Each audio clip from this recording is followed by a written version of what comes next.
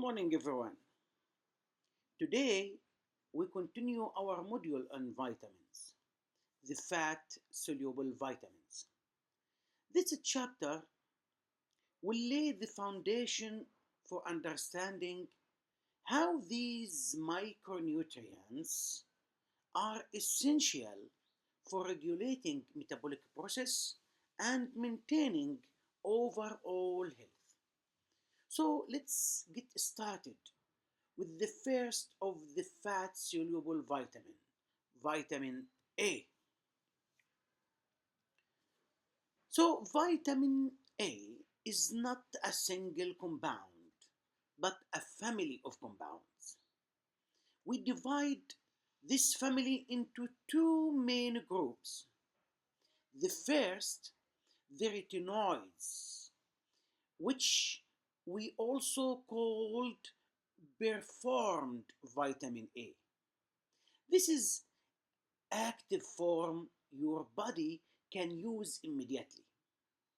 It includes retinol, retinal, and retinic acid, and it's found only in animal foods. The second group is the carotenoids or provitamin A. These are the yellow orange pigments in plants. The most famous one is beta carotene. Your body can take these precursors and convert them into the active retinoids. So let's look at what this family of compounds does in the body. The functions of vitamin A. Vitamin A is essential for health of our barrier tissues. It's necessary for the production, maturation, and maintenance of epithelial cells.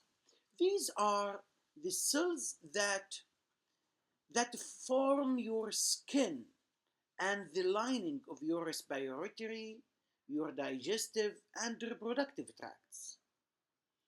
It specifically helps these cells secrete mucus, which is a sticky, protective fluid that form a barrier against pollutants and infectious agents. This is also why it's so vital for the immune function. A lack of vitamin A weakens these first line defenses. It also participates in the bone remodeling process. But the most famous function of vitamin A, the one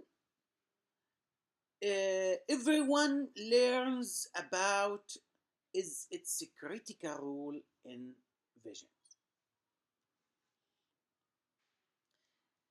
As this figure of the eye shows, the light sensitive area at the back of the eye is the retina.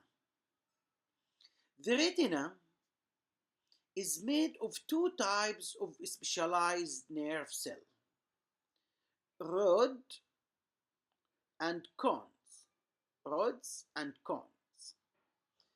The easy way to remember this: cones are for color vision and function in well-lit environment, while rods are the black and white vision and are essential for adapting to dim light or seeing at night. So both of these cells, the rod and cone, need vitamin A, specifically the retinol form, to function properly. Let's look at the specific chemical process that allows rods to see in the dark. We'll call this the visual cycle. So the visual cycle, as you can see in this figure, what happening inside the rod cell? Please follow these number with me. First, in the dark, the vitamin A derived from retinol is bound to protein opsin. Together, they form rhodopsin. So again, the vitamin in the dark, the vitamin A derived retinol, it should bound to protein called opsin.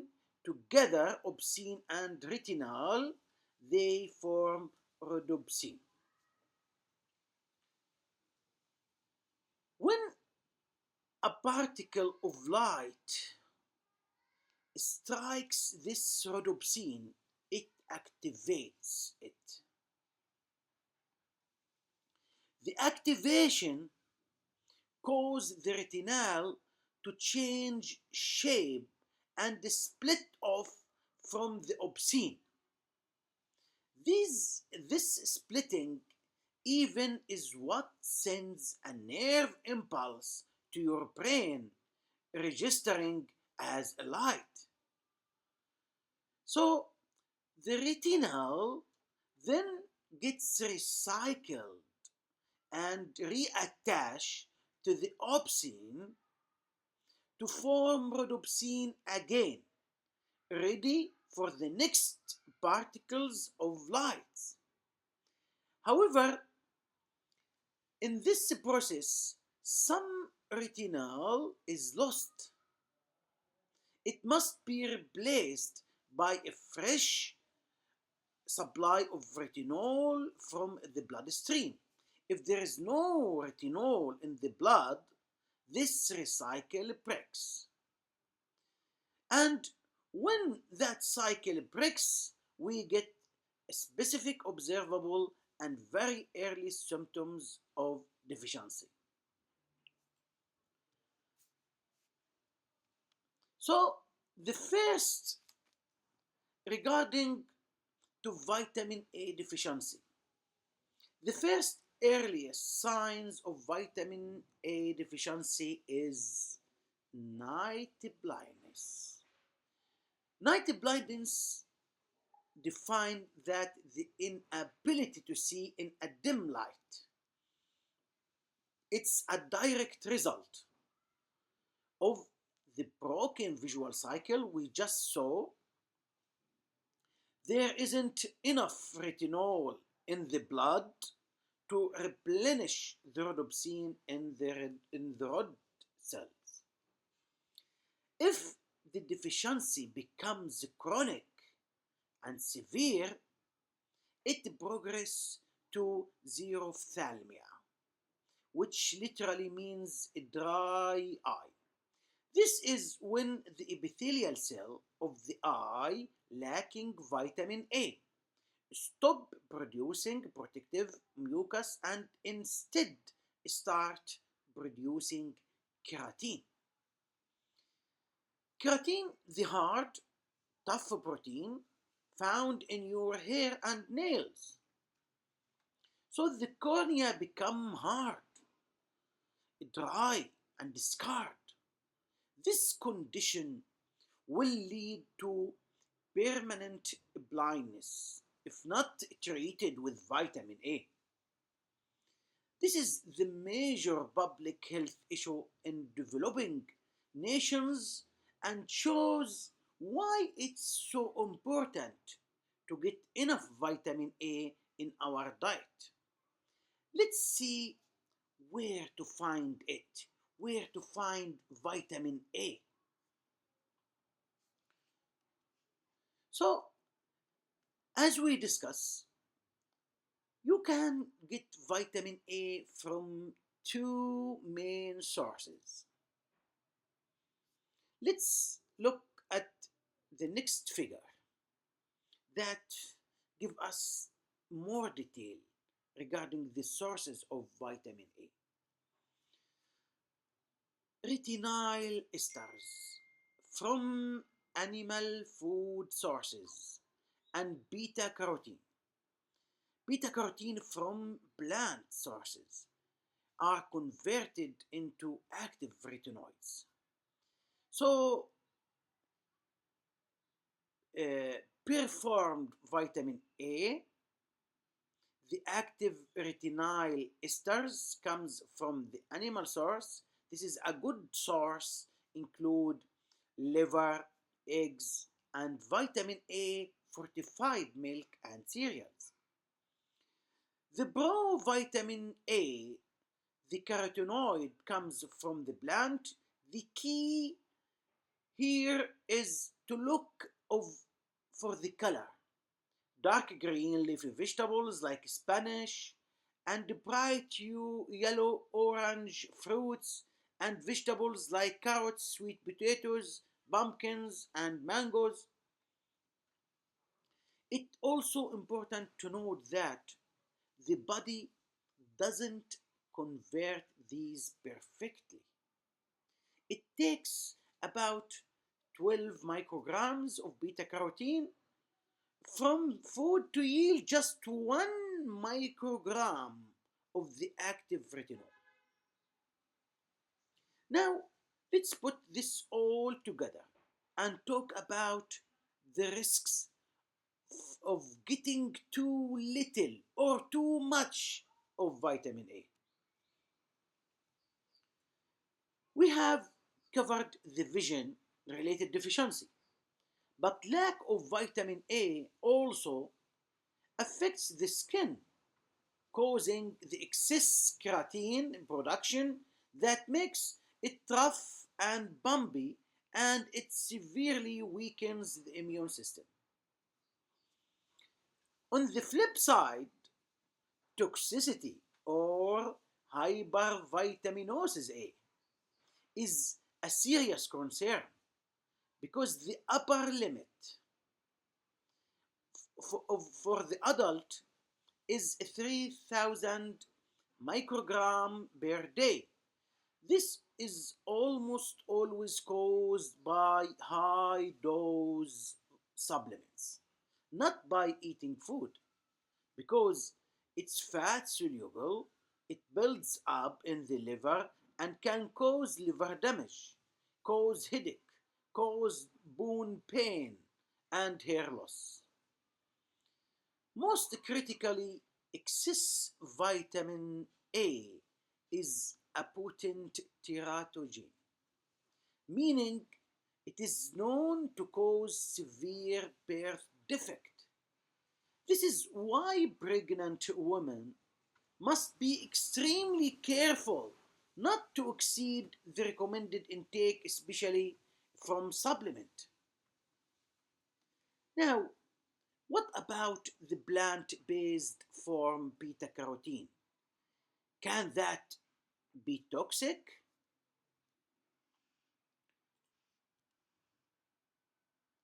This is a fascinating and much less dangerous condition.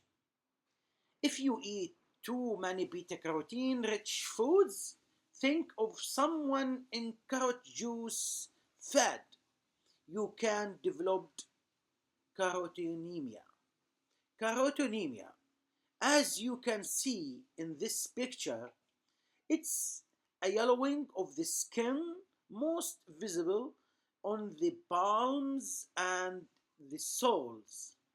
This is not the same as jaundice. It is harmless. It happens because the body is smart. It only converts as much beta carotene to active vitamin A as it needs. The excess carotenoids is simply stored in the fat layers under the skin. It is not dangerous like vitamin A toxicity, and the skin will return to its normal color. When return? When the high carotenoid food intake stops. Finally, for this vitamin A, let's touch the relationship between vitamin A and chronic disease, which has been a hot topic in the research or the current research. So, vitamin A and chronic disease. This is a classic case of the food is better than supplement. We have strong observational data sorry, that diets rich in fruits and vegetables, which are high in antioxidant carotenoids, are associated with lower risk of heart disease and certain cancers. So researchers tried to see if giving people beta carotene supplements would do the same thing. The results were mixed, and in some famous studies, high dose supplements failed to show a benefits.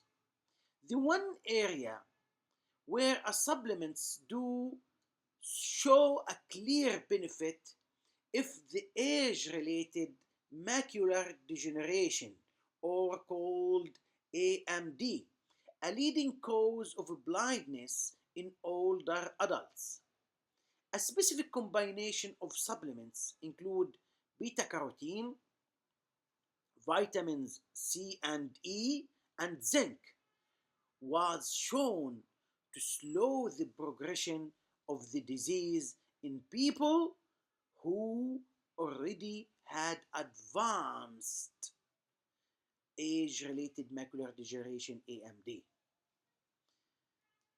That wraps up our in depth look at vitamin A. So let's move to our next fat soluble vitamin, the sunshine vitamin, vitamin D. Vitamin D. Vitamin D is unique among vitamins. We call it the sunshine vitamin because our bodies can manufacture it with the help of ultraviolet light. Because the body can make it and it acts on distant tissue, it also considered a hormone, not just a vitamin. Its critical importance was discovered through the disease rickets. As you can see in this image, rickets in children causes soft, malformed bones that can't support the body's weight, leading the characteristics bowed legs. By the 17th century, it was known that either sunlight or giving children fish liver oil could prevent this. So, how exactly do we get this vital nutrient from sunlight? It's a multi step process. This figure is essential. So, let's trace the pathway. It starts from the skin.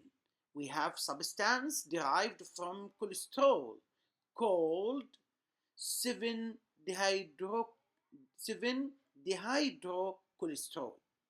When UV sunlight from the sun hits the skin, it converts this substance into an inactive form of vitamin D3. This D3 then travels through the blood to the liver. The liver performs the first activation step, converting it to 25 hydroxy vitamin D. also called calcidiol. This is the form we measure in the blood test to check your vitamin D status. But it's still not fully active. The calcidiol or 25 hydroxy vitamin D must travel to the kidneys. The kidney perform the final activation, turning it into 125 dihydroxy vitamin D or calcitriol. This is the most biologically active form of vitamin D. This pathway tells us two critical things. You need sunlight, but you also need a healthy liver and healthy kidneys to have adequate active vitamin D. You will also hear about different forms of vitamin D, namely D2 and D3. So, the forms of vitamin D, the first vitamin D2, called or named ergocalciferol, is a form found in plants such as mushrooms. The second important distinction is vitamin D3 or called cholecalciferol is the form found in animal foods like fatty fish, and it's also the form that is synthesized in our skin. Both forms, vitamin D2 and vitamin D3, are activated by the liver and kidneys, but most research suggests D3 is more potent and effective at rising blood levels. Now, let's look at the primary function of this active calcitriol. The functions of vitamin D. The main non-negotiable role of vitamin D is to regulate blood calcium and phosphorus level. It does this primarily by acting on the small intestine, where it dramatically stimulates and increases the absorption of calcium and phosphorus from our food. Uh, without vitamin D,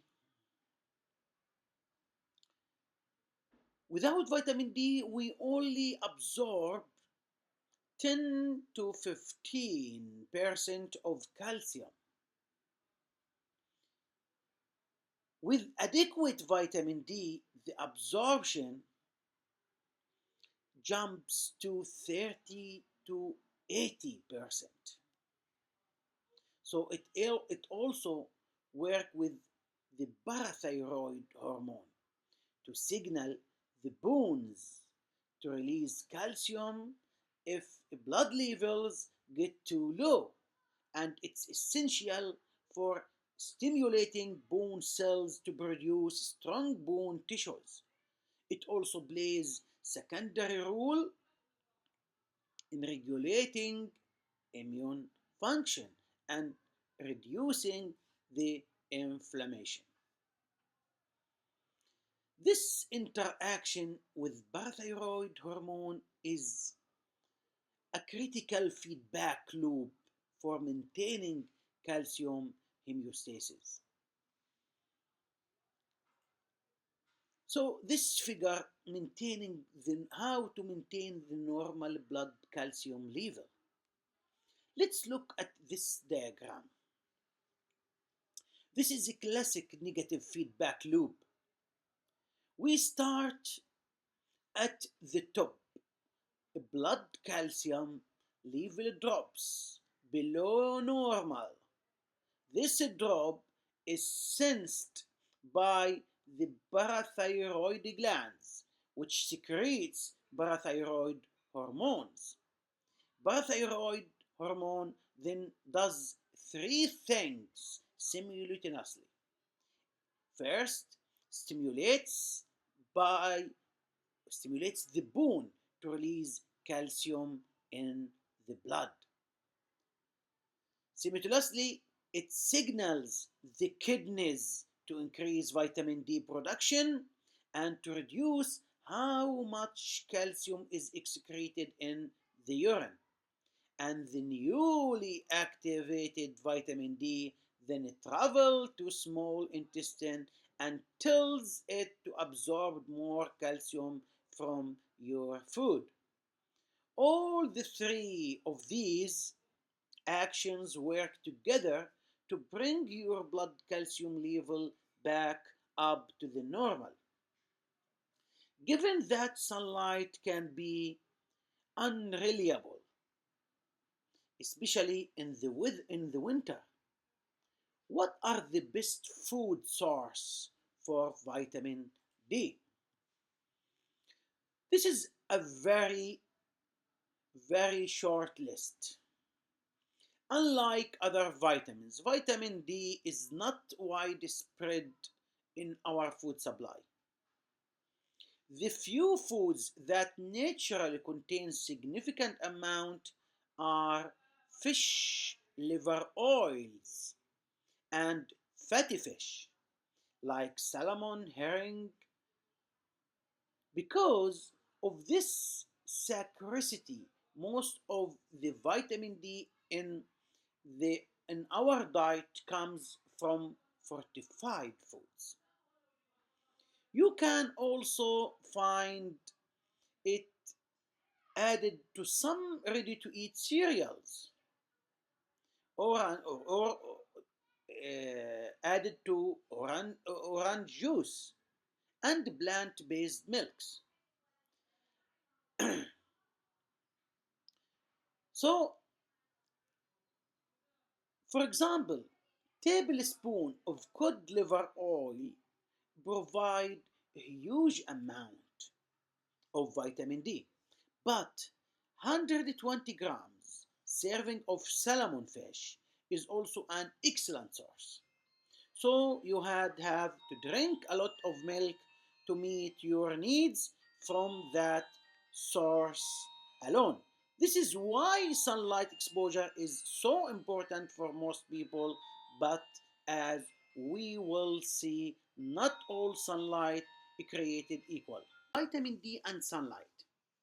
So, several critical factors determine whether you can actually make vitamin D from the sun. Location, latitude. The UV rays needed for synthesis are filtered out by the atmosphere, and you cannot make sufficient vitamin D during the winter month. This the skin color also have a factor. But before we going to skin color, the time of a day, 10 a.m. to 3 p.m. is most intense. Back to the skin color. Melanin, the brown pigment that makes skin dark, is a very effective nature sunblock. It's great for blocking harmful UV radiation, ultraviolet radiation, but it also significantly reduces vitamin D synthesis. A person with dark skin may need much more sun exposure than a person with light skin to make the same amount of vitamin D. Other factors, of course, clouds, shade, and air pollution all limit synthesis. And sunscreen limit also, which we should all wear to prevent skin cancer, also blocks the ultraviolet rays and limits the skin ability to make vitamin D. So, given all these challenges, low food sources, and inconsistent sun exposure, it's no surprise that vitamin D deficiency is a major public health issue. So, vitamin D deficiency. Vitamin D is officially listed as a nutrient of public health concern in the 2020 to 2025 dietary guidelines for American, meaning large portion of the population has low levels. In children, the classic deficiency disease is rickets, which we have seen the highest risk group today is breastfed infants. Why? Because human breast milk is surprisingly low in vitamin D. That why the American Academy of Pediatrics recommendation all breastfed infants received 400 international unit vitamin D supplements per day starting soon after birth. But in adult, the deficiency is called osteomalacia, which literally means soft bones. The bones may have their normal collagen framework, but they lack the calcium minerals, making them weak, soft, and prone to fractures. Older adults are at very high risk because their skin becomes less efficient at making D, and their kidneys are less efficient at activating it. So, okay, that's a lot on vitamin D. Let's move on to our third fat soluble vitamin, vitamin E. So, vitamin E was also discovered in the 1920s. It was first identified as a factor in vegetables oil that was necessary for normal reproduction in rats. Its chemical name, tocopherol, actually comes from the Greek word toko, means childbirth, ferin, to bear.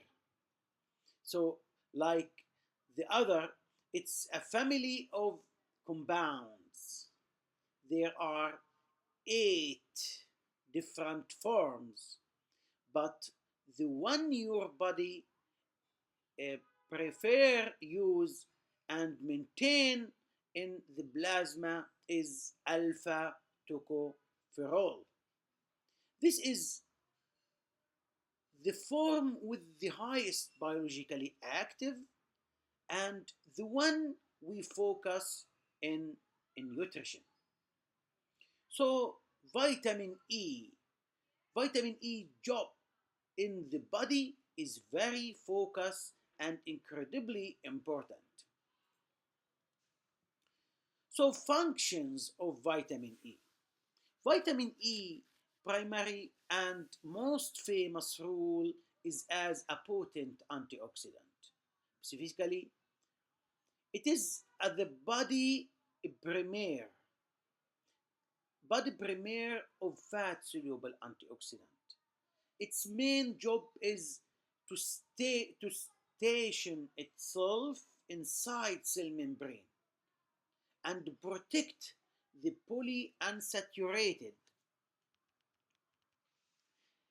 and polyunsaturated fatty acid from being damaged by the free radical.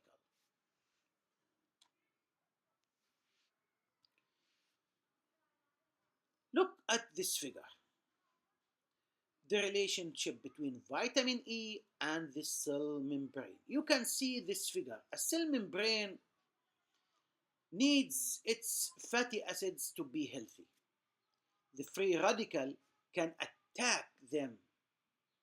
Vitamin E steps in, donates an electron to the free radicals and neutralizes it, thus protecting the membrane from the damage. This is a crucial for maintaining the health of all our cells, especially nervous tissue and immune cells. So, where do we get this protective vitamin? The best source of vitamin E are food rich in plant fat.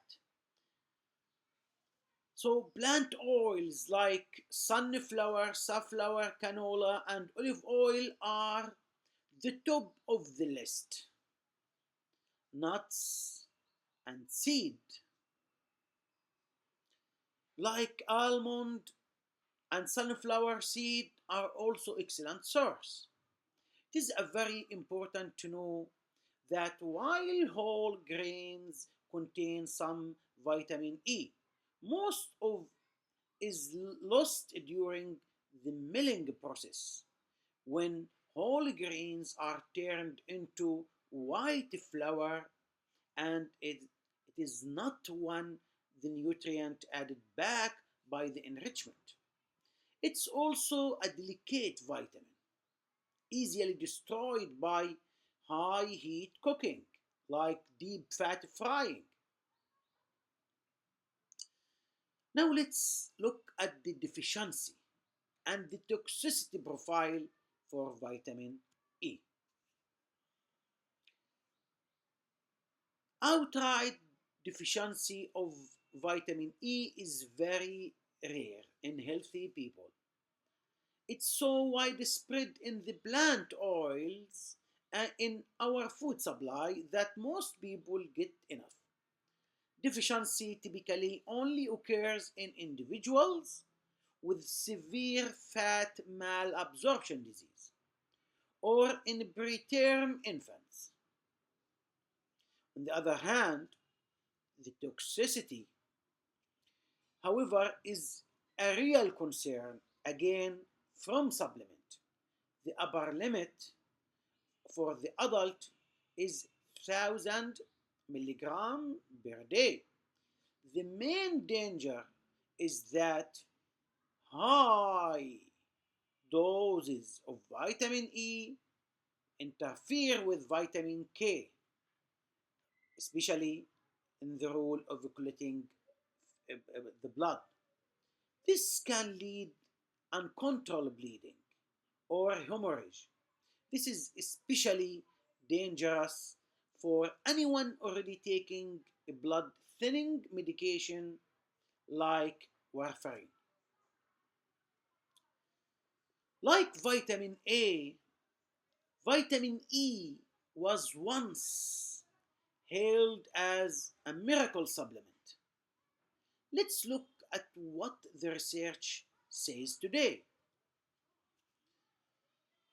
In, in the 80s and 90s, there was a tremendous excitement about vitamin E. Observational studies suggested people who ate vitamin E rich diets had a lower risk of heart disease. But when this was tested in large, randomized clinical trials using high dose supplements, the scientific enthusiasm subsided considerably. The supplement failed to show any consistent benefit for the preventing heart disease or cancer. Furthermore, some studies actually associated with high dose supplements with an increased risk of hemorrhagic stroke. The results for preventing cognitive decline are also conflicting. The scientific consensus remains. Get your vitamin E from food, not from high dose pill. This brings us to our final fat soluble vitamin. Vitamin K. Vitamin K was discovered in the 1930s by the Danish researcher Henrik Dam, who found a factor in alfalfa that was essential in the blood clotting. He named it vitamin K after coagulation. Coagulation, the Danish for coagulation. Like the other, like the other vitamins, its vitamin K has family compound. K1 phyloquinone is the form we get from a plant, especially green leafy vegetables. And K2 minoquinone in animal food, like egg yolks and butter and fermented food.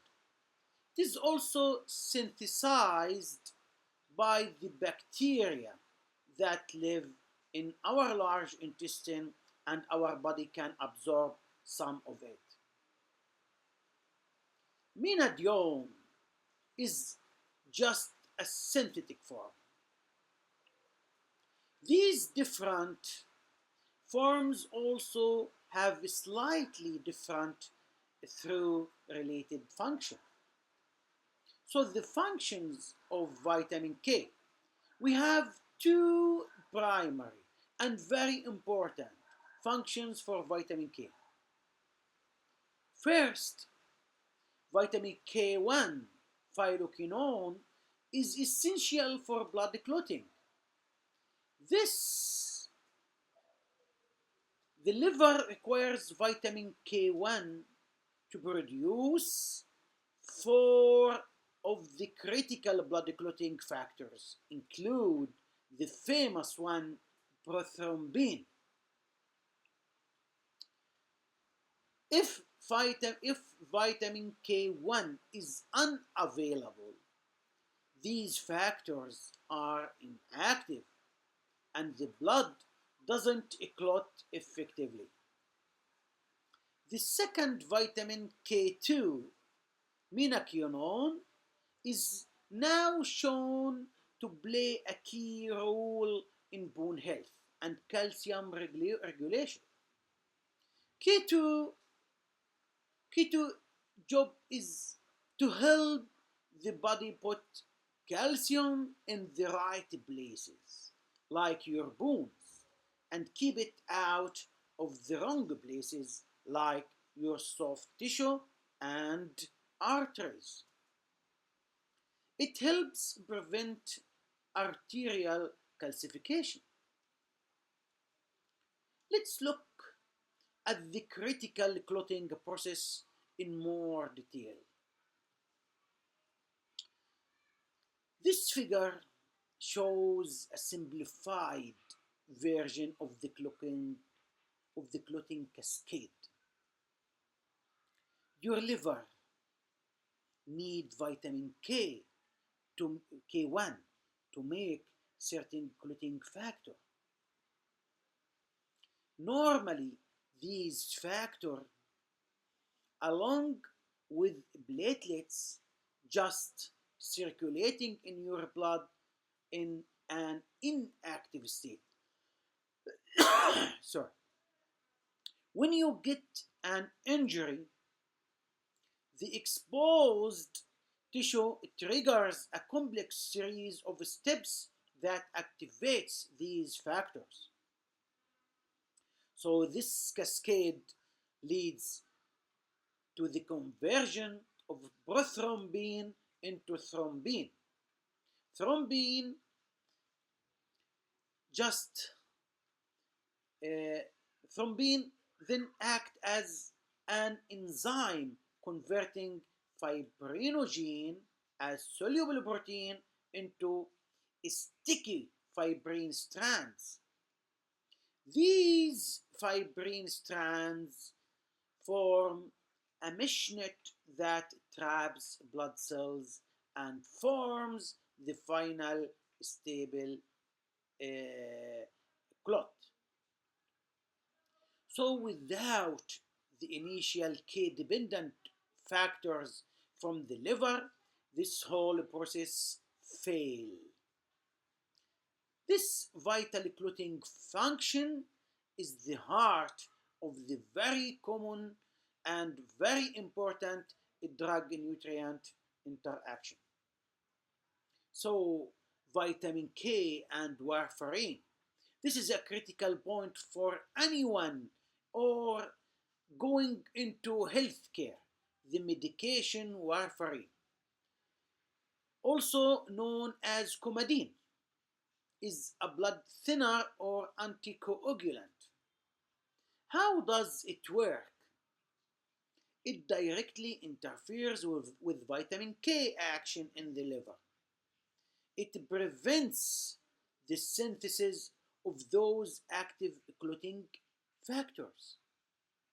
This means patients on warfarin must be very careful with their vitamin K intake.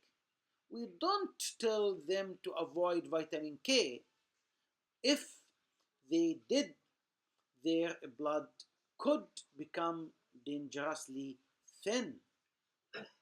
Instead, we tell them to keep their dietary intake of vitamin K consistent from day to day.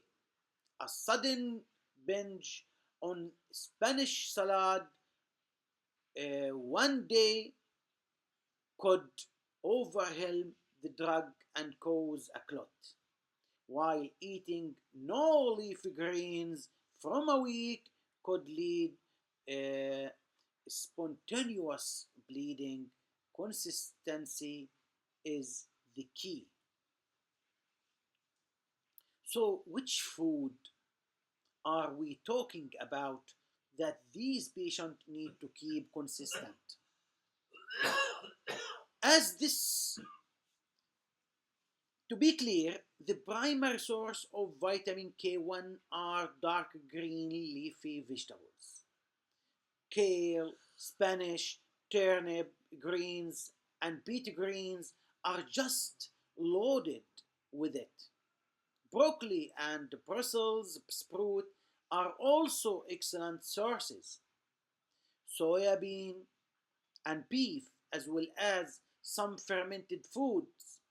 But for most people, the K1 from green is the most significant dietary sources. Let's talk about what happens in a deficiency state. In a healthy adults, deficiency is very rare.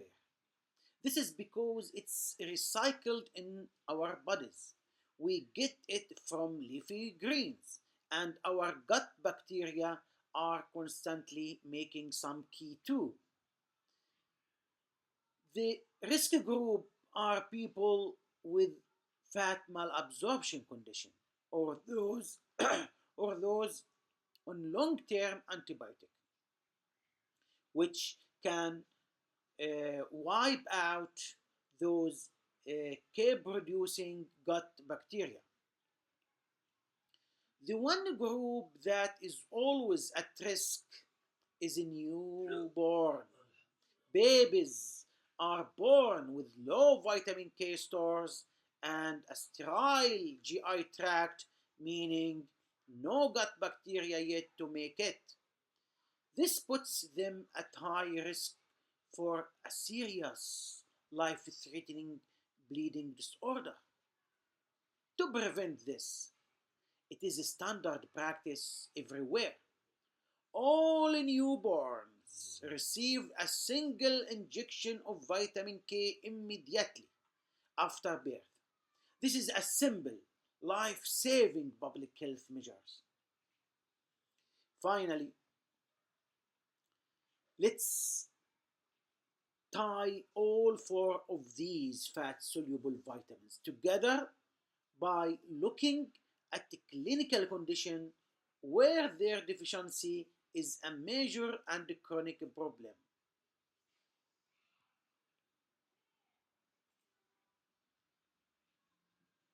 So, here we have a summary of vitamin A and D.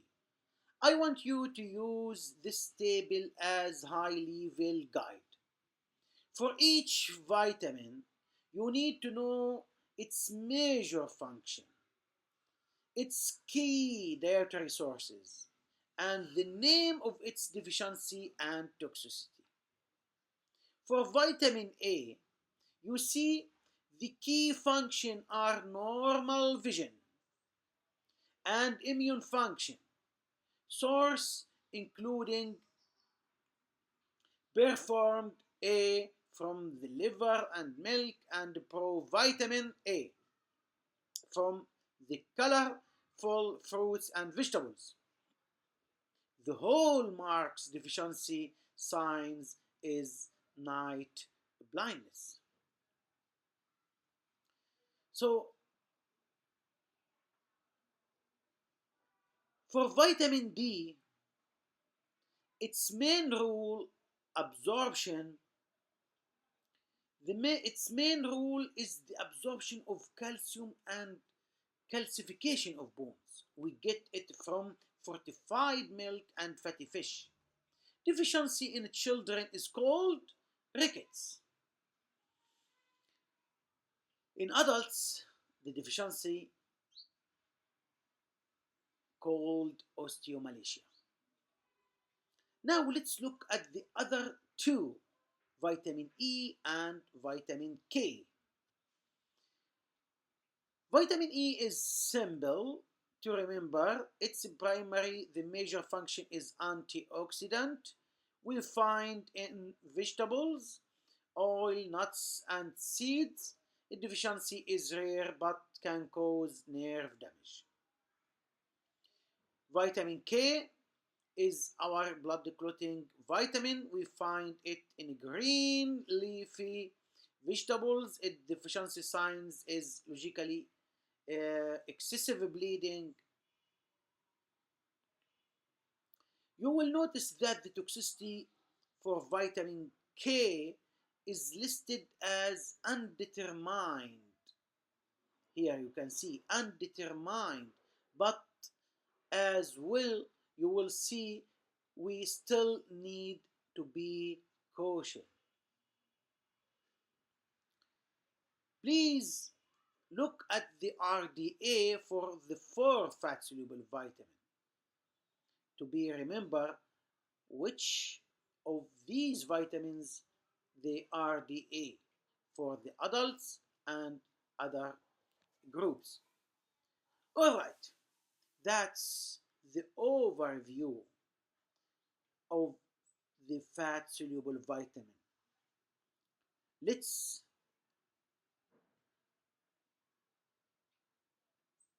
finish this lecture by saying goodbye and see you next lecture to discuss the water soluble vitamins, and we will talk about regarding vitamin B's and vitamin C. See you and goodbye.